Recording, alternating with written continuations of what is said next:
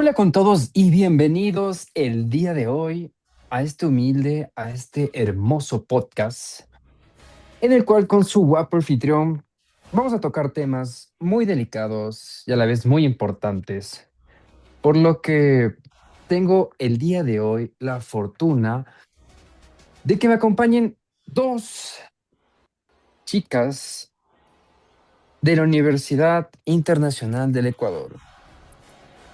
Estas dos mujeres ejemplares que pasan eh, cruzando la carrera de Derecho, nos van a compartir, perdón, su ideología, su pensar, su opinión sobre este tema que nos han estado comentando bastante en el chat. El día de hoy, con ustedes, Dani Calupiña y Steffi Tapia. Se van a presentar, van a hablar sobre sus ideologías, qué postura defiende a cuál, y pues bueno, dando paso así a Dani Calupiña. Dani. Muy buenas tardes con todos. Mi nombre es Daniela Calupiña y yo defiendo la postura feminista, crítica o abolicionista. En esta nos centramos en defender el cuerpo de la mujer de la explotación y la mercantilización. Esta perspectiva, a menudo asociada con el feminismo radical o ciertas vertientes de la bioética feminista, tal como lo presenta Alicia Millares, Ana de Miguel o Kajaska Ekins Ekman, considera que la gestación subrogada, especialmente la comercial, como una forma de explotación reproductiva y una violación de la dignidad humana. Además, se considera la mercantilización del cuerpo femenino, ya que se sostiene que el cuerpo de la mujer, específicamente su capacidad reproductiva, se convierte en un objeto de intercambio comercial o en un alquiler de vientre. Esto según Ekman. Esto también viola el principio de la no comercialización del cuerpo humano y sus funciones, al igual que la prohibición de la venta de órganos. Además, la mujer gestante se ve que es instrumentalizada y reducida a su función biológica, en lugar de ser considerada un sujeto de derechos. El contrato no es solo por un servicio, sino por la entrega de un niño, lo que plantea la crítica de que el niño mismo se convierte en una mercancía. Y eso fue Dani Calupiña con su ideología en feminismo. Por otro lado, tenemos a Steffi Tapia, el cual se va a presentar y nos va a hablar sobre su postura en el liberalismo. Por favor, Steffi, coméntanos, danos tu opinión y por qué tenemos que confiar en ti. Hola, ¿qué tal? Yo soy Steffi, como ya dijo. Yo defiendo la postura del liberalismo, la gestación subrogada como un ejercicio legítimo de autonomía reproductiva. Bueno, defender la gestación subrogada regulada no es defender un mercado, sino que es defender un principio jurídico fundamental que es la autonomía reproductiva. Desde la teoría de los derechos de Ronald de Working, las decisiones íntimas sobre nuestro cuerpo pertenecen al ámbito donde el Estado solo puede intervenir ante un daño real, no ante perjuicios o miedos. Y desde el feminismo liberal de Martha Nussbaum, negar a una mujer la posibilidad de gestar para otra es una forma de paternalismo.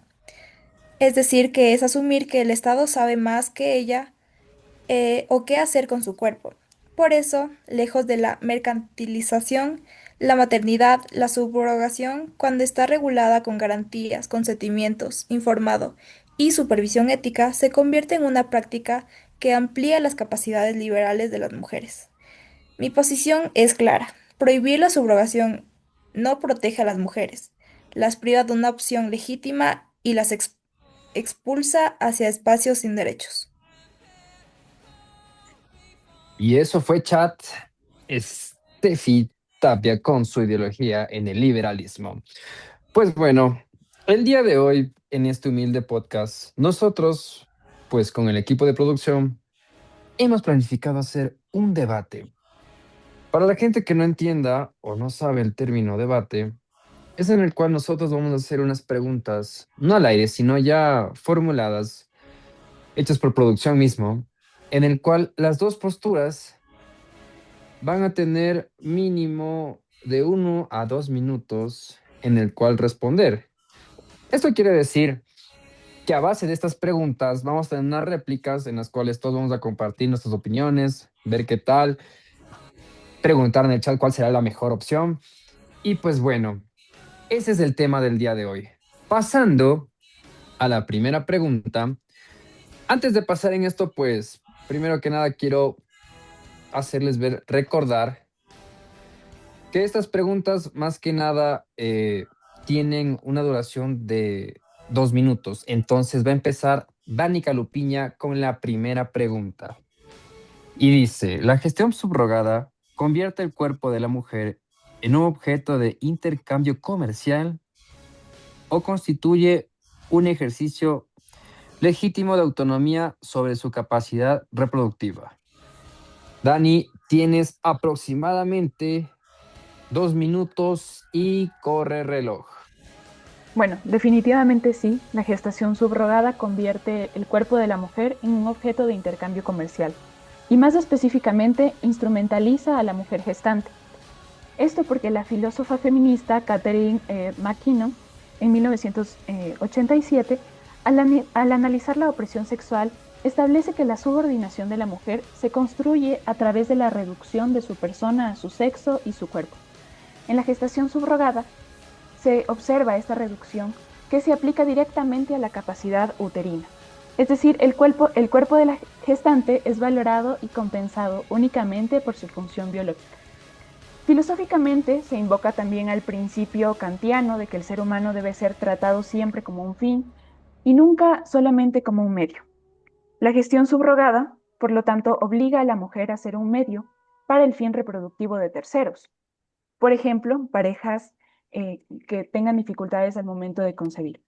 Esta instrumentalización es lo que Elizabeth Anderson en 1990, a pesar de su inicial postura liberal, denominó una violación a la dignidad, al reducir la relación materna, biológica y emocional a una relación de mercado, que es lo que propone el liberalismo. El contrato, por lo tanto, exige la venta de un proceso corporal y la renuncia anticipada de un ser humano, algo incompatible con el orden público y los derechos inalienables que se manejan en nuestro ordenamiento jurídico. Y ese fue chat Dani Calupiña con su teoría en la primera pregunta. Por favor, si es que pueden compartir, comentar. Estamos nosotros al pendiente igual en el chat con producción. Y pues pasa al siguiente, justo con 2 minutos. Steffi Tapia. Por favor, Steffi, compártenos tu opinión. Corre tiempo. Bueno, dentro de la perspectiva liberal, si una mujer decide voluntariamente gestar para otra persona, está ejerciendo su derecho a disponer de su propio cuerpo. La autonomía implica poder elegir incluso prácticas reproductivas que generen ingresos. Y desde esta visión, la agencia femenina se fortalece cuando se amplían las opciones y no cuando se restringen. Y prohibir la subrogación sería negar la capacidad de las mujeres para tomar decisiones informadas sobre su vida y sus capacidades.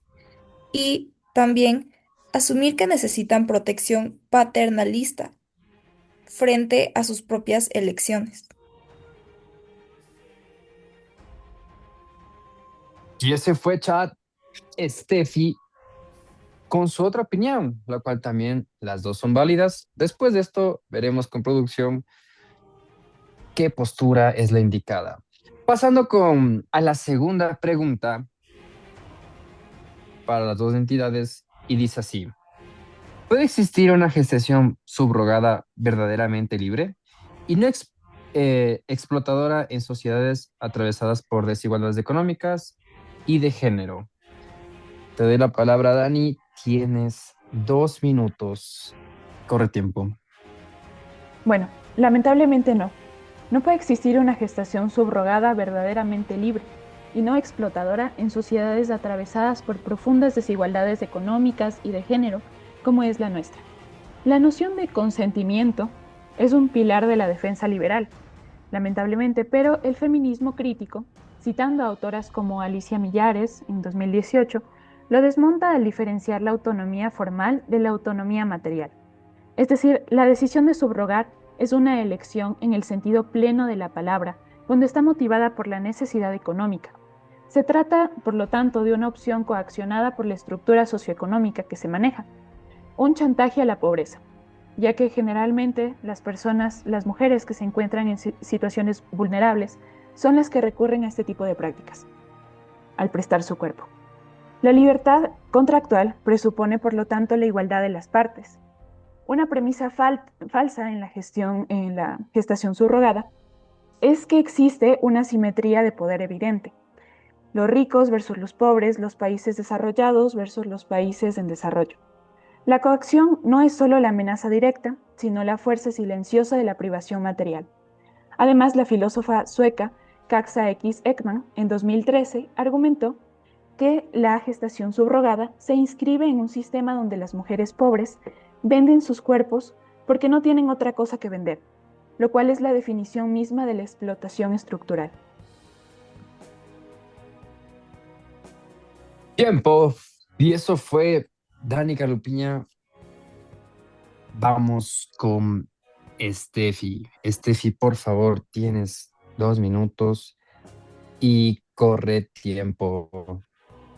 Bueno, pasando con mi perspectiva, yo podría decir que sí puede existir. Claro que con una regulación adecuada, con temas importantes o pilares importantes como son la transparencia y protección contractual. ¿Por qué? Porque una mujer puede tomar una decisión informada y libre sin necesidad de una coerción, y no todas actúan por necesidad extrema.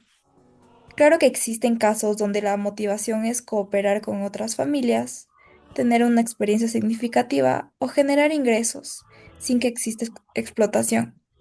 Y para nuestra perspectiva, que es la perspectiva liberal, lo importante es la capacidad de garantizar un contexto regulado que reduzca el riesgo, no prohibir una práctica que puede ser voluntaria para las mujeres y su cuerpo.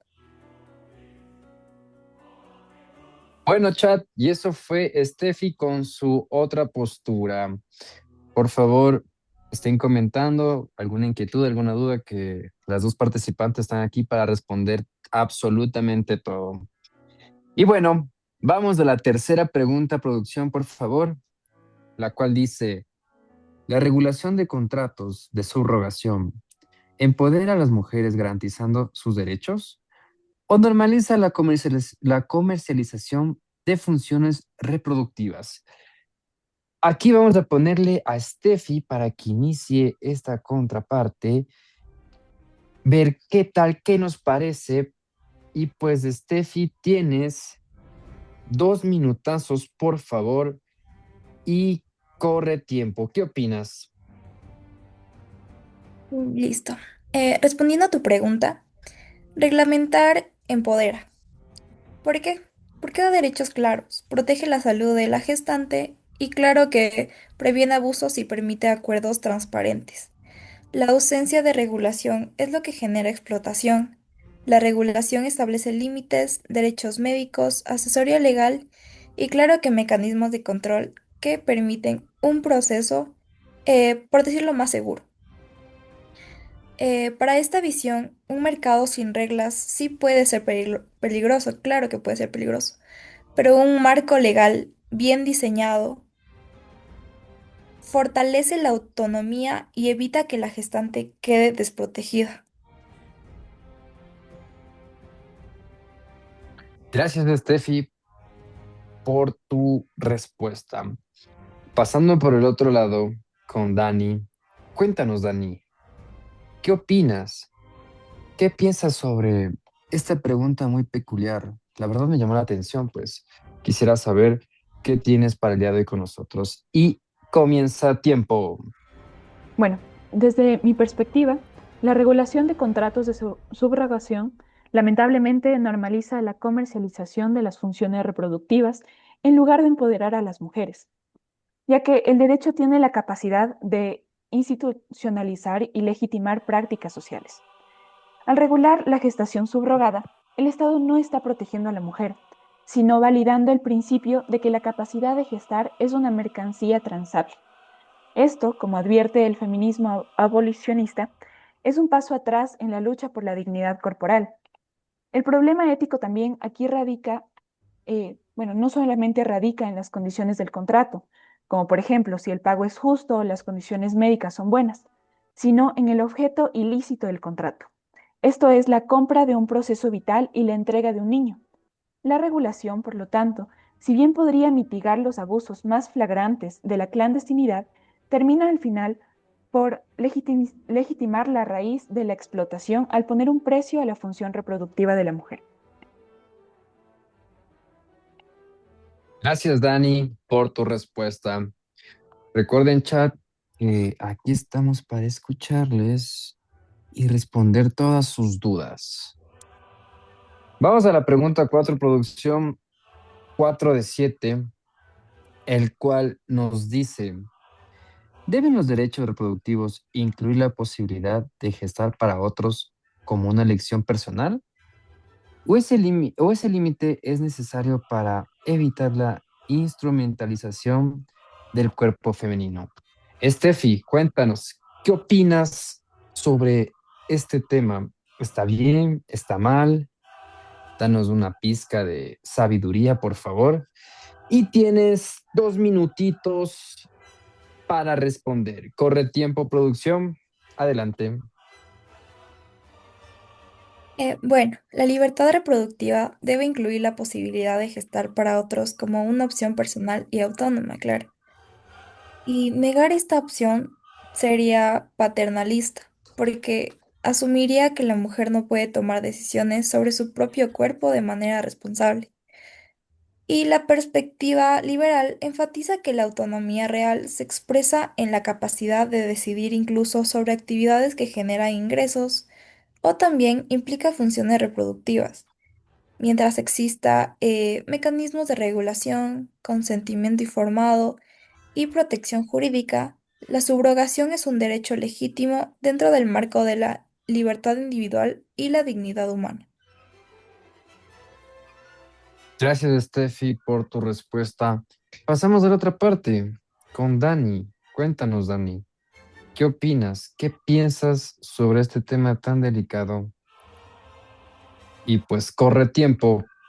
Bueno, desde mi postura, que es del feminismo, los derechos reproductivos no deben incluir la posibilidad de gestar para otros a cambio de compensación, tales como lo refiere el liberalismo.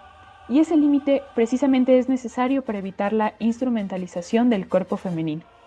Los derechos reproductivos, como los hemos entendido históricamente, por ejemplo, el acceso al aborto, la anticoncepción, la esterilización voluntaria, son derechos de libertad negativa. El derecho a no ser forzado o a no gestar, o derechos de acceso, como por ejemplo los servicios de salud. La gestación subrogada, por otro lado, introduce una pretensión positiva de mercado sobre el cuerpo de otra persona, como lo señala el Consejo de Europa en varias resoluciones. La dignidad humana y la prohibición de la esclavitud y la servidumbre actúan como límites inquebrantables a la libertad contractual y a la autonomía individual. Si permitimos la venta de la capacidad de gestar, abrimos también la puerta a la venta de otras partes del cuerpo o a la dignidad, un límite ético que la mayoría de los sistemas jurídicos prohíben, como es el caso del nuestro. Gracias, Dani, por tu respuesta. Estamos en la pregunta 5 de 7 y pues va a empezar Dani Calupiña con la pregunta número 5. Atenta, Dani, por favor. Y pues empecemos. Dice aquí, cuando la gestión subrogada es altruista, ¿se elimina realmente el riesgo de explotación o persiste presiones sociales, familiares o afectivas hacia la gestante? Dani, coméntanos, por favor. Bueno, ¿Qué piensas tú? Dale, no precisamente te cuando la preocupes. gestión subrogada es altruista, no se elimina totalmente el riesgo de explotación, sino que al contrario, este se transforma en coacción social, familiar o afectiva. La crítica feminista, como la plantea en el informe Wendell en Suecia, señala que la presión señala que la Dale, presión para dale. ayudar a un familiar o amigo puede ser tan intensa como la presión económica.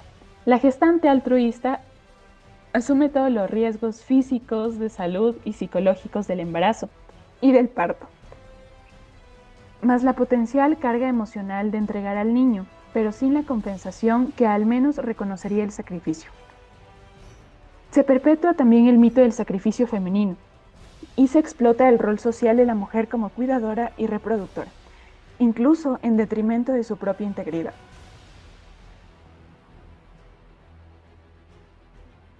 Gracias, Dani. Empezando por otra parte con Dani, con Steffi, perdón. Steffi, danos tu opinión, tienes 2 minutos. Ok, respondiendo a tu pregunta, el altruismo reduce considerablemente los riesgos de explotación económica. Y claro, generalmente se dan en contextos donde las relaciones de confianza facilitan decisiones genuinas. Pero incluso en gestaciones altruistas es importante garantizar un tema tan importante como la asesoría legal y psicológica, mecanismos de reflexión y supervisión ética, claro, para asegurar que la decisión es verdaderamente libre y consciente de la persona. La perspectiva liberal sostiene que el altruismo es compatible con la autonomía, cuando ésta está protegida por estructuras legales y normativas que eviten presiones indebidas.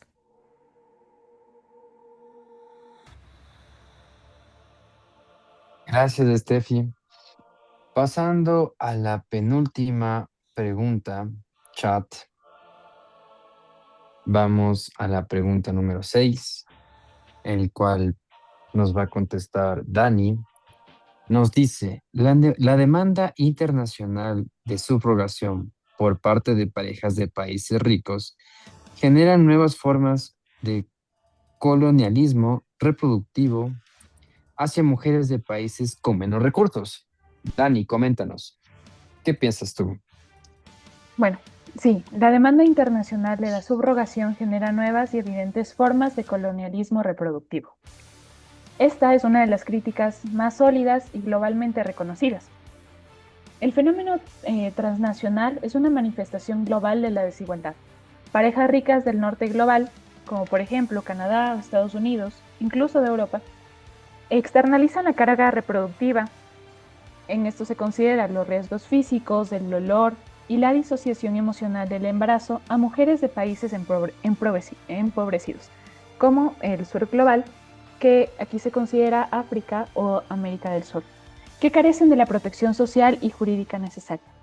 Esta práctica repite los patrones de la explotación imperialista, donde los recursos, en este caso la capacidad reproductiva, se extraen de las zonas pobres para satisfacer los deseos de las partes ricas, generando así una división sexual y global del trabajo reproductivo, que agrava lamentablemente la subordinación de las mujeres pobres.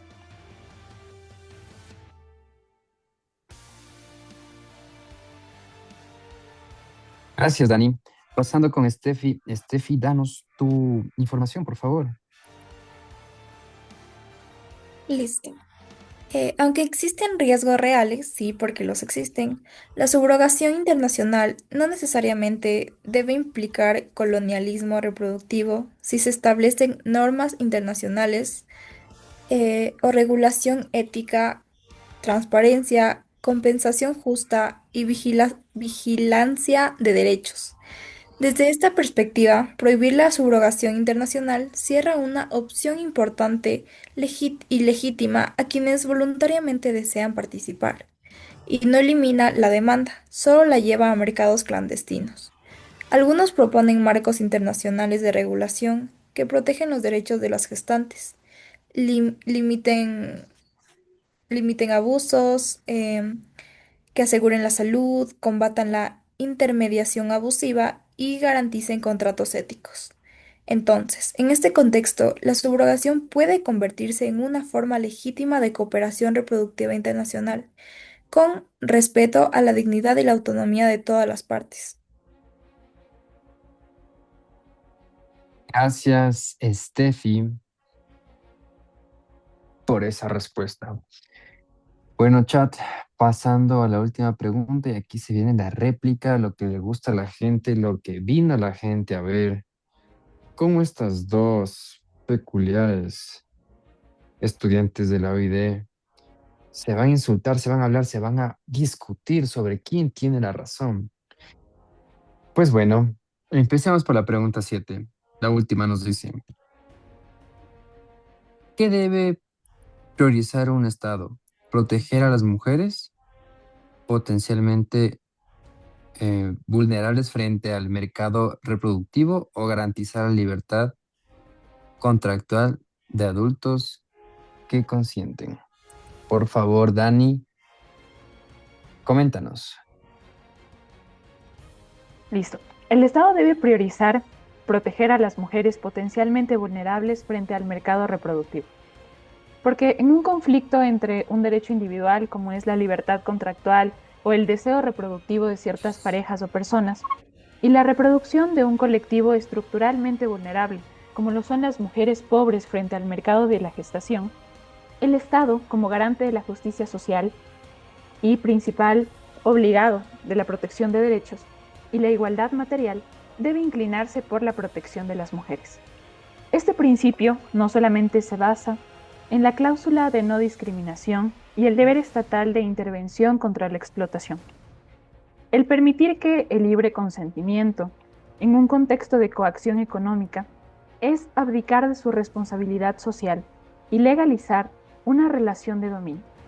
El derecho a la autonomía debe ser ejercido de manera que no vulnere la dignidad de terceros, y la gestación subrogada, según el feminismo crítico, vulnera la dignidad de la gestante y la del niño al ser sujeto de contrato. El Estado, por lo tanto, debe prohibir la gestación subrogada, para reafirmar que el cuerpo humano y el proceso de gestación y nacimiento están fuera de los límites del mercado. Gracias, Dani. Pasamos con Steffi, por favor. Steffi, cuéntanos. Listo. Qué pregunta tan importante. ¿Qué debe priorizar el Estado? Bueno, el Estado debe garantizar la libertad contractual con regulaciones estrictas que aseguren que el consentimiento es real, informado y, muy importante, voluntario. Prohibir la subrogación equivale a imponer un paternalismo estatal que limita la autonomía personal. La función del Estado, en este caso, no es eliminar las opciones, sino asegurar las condiciones mínimas para que las decisiones sean seguras, libres y dignas. La regulación, según este enfoque, debe equilibrar libertad y la protección, con contratos claros, asesoría legal y médica, control de riesgos, supervisión ética, mecanismos de revocación, protección de salud y compensación justa. Todo esto para garantizar que la subrogación se desarrolle en condiciones justas, y de ese modo el Estado respeta la autonomía y protege derechos sin caer en medidas absolutas. Gracias, Steffi. Bueno, producción nos dice que tenemos 10 minutos, así que con estos 10 minutos vamos a aprovechar nuestra ronda de réplica. Por favor, chat, muéstranos el fondo hermoso, el cual aquí tenemos pues varias conclusiones, la verdad. Quisiera ver qué nos espera. Pues empezando con Dani, en tu réplica, cuéntanos, ¿con cuál quisieras empezar? Bueno, precisamente me llamó mucho la atención lo que decía Steffi acerca de negar la gestación subrogada, que es algo paternalista y que impide a las mujeres hacer lo que deseen con su cuerpo. Esto no es precisamente paternalismo, sino es protección de la dignidad, porque el Estado tiene el deber de proteger a los vulnerables de la explotación sistémica. Prohibimos la venta de órganos, el trabajo infantil y la servidumbre, no por paternalismo, sino por un principio de no comercialización con la persona. Y es lo mismo que estamos buscando con la gestación subrogada. Vamos, Steffi, coméntanos qué opinas de Dani. Bueno, hablando de comercialización, eh, En la perspectiva liberal, la regulación previene abusos y protege derechos, no los crea. Eh, y podemos decir que la validez jurídica depende de la regla de reconocimiento. Un contrato regulado protege a la gestante y evita que sea vista como un simple objeto. Entonces, no es, por así decirlo, comercial. Y me parece interesante también el argumento que, que dijo Dani, que la gestación subrogada convierte el cuerpo de la mujer en un objeto de intercambio. O sea, en mi perspectiva liberal, negar la subrogación por miedo a mercantilizar el cuerpo indica quitarle a la mujer su capacidad de decidir sobre sí misma. Una mujer puede elegir libremente ofrecer su capacidad reproductiva, así como otras formas de trabajo o servicios profesionales. Y la autonomía incluye tomar decisiones informadas sobre su cuerpo, que es sumamente importante. Bueno, precisamente Gracias, Steffi. Bueno, dale, Dani, responde nomás, no te preocupes. listo. Aquí, La gestación subrogada debe regularse para proteger a la gestante y no prohibirse, eso es lo que menciona el liberalismo. Pero la regulación institucionaliza la explotación. No se regula la prostitución o la esclavitud para hacerlas seguras. Se abolirían. La regulación normaliza que el cuerpo femenino sea un recurso rentable para los deseos reproductivos de terceros. Además, se puede llegar a mencionar de que la gestación subrogada tiene un fin altruista. Estos no son actos comparables, ya que la gestación subrogada exige una cesión total del cuerpo durante 9 meses, exponiendo a la mujer a graves riesgos de salud y una disociación emocional impuesta por el contrato del bebé que está gestando.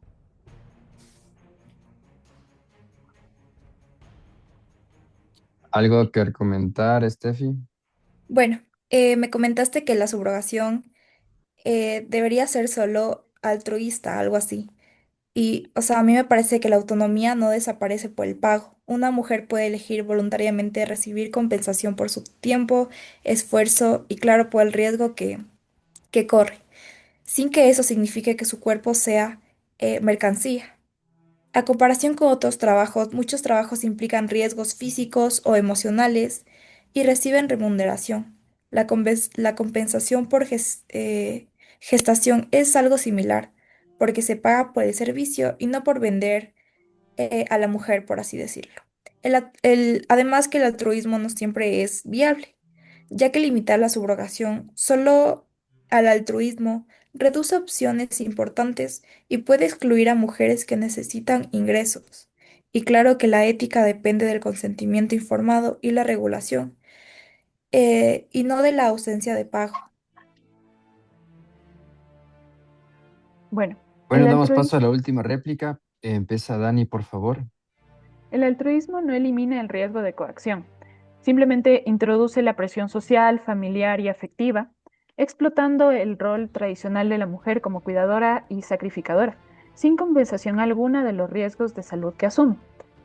Además, eh, si bien es cierto, se llega a decir dentro del liberalismo que es un contrato válido entre adultos que consienten, hay que tomar en cuenta que hay bienes que están fuera del comercio. Por ejemplo, el cuerpo humano y sus funciones esenciales como la gestación son inalienables.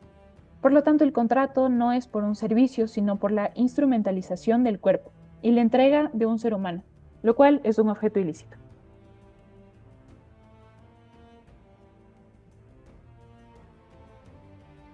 Dale, Steffi.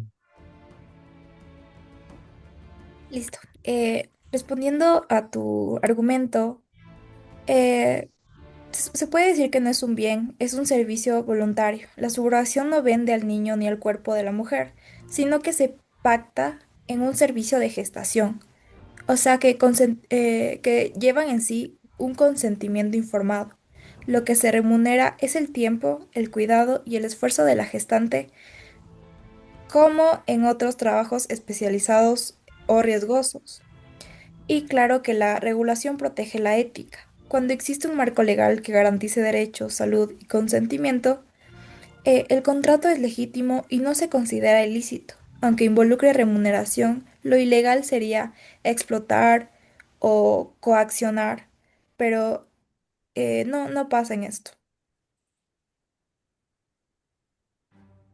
Bueno, chat, esto ha sido el día de hoy, el podcast en el cual, antes de despedirnos, quisiera que Dani y Steffi, pues, nos comenten una opinión acerca de sus ideologías, a ver si están de acuerdo con las preguntas, de pronto quisieran argumentar algo, dar una última opinión al tema ya para despedirnos del día de hoy. Empezamos con Steffi. Por favor, Steffi, algo que quieras decir al público. Es tu espacio, tranquila. Coméntanos.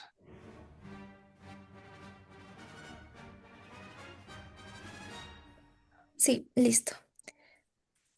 Em, Diciendo una conclusión ya más general. Desde la perspectiva liberal, la gestación subrogada constituye un ejercicio legítimo de autonomía reproductiva, siempre que la mujer decida de manera informada y voluntaria, con protección legal y supervisión ética, negarla implicaría un paternalismo estatal que limita la libertad de las mujeres, contradiciendo principios de autonomía y dignidad defendidos por autores como The Working y Nussbaum.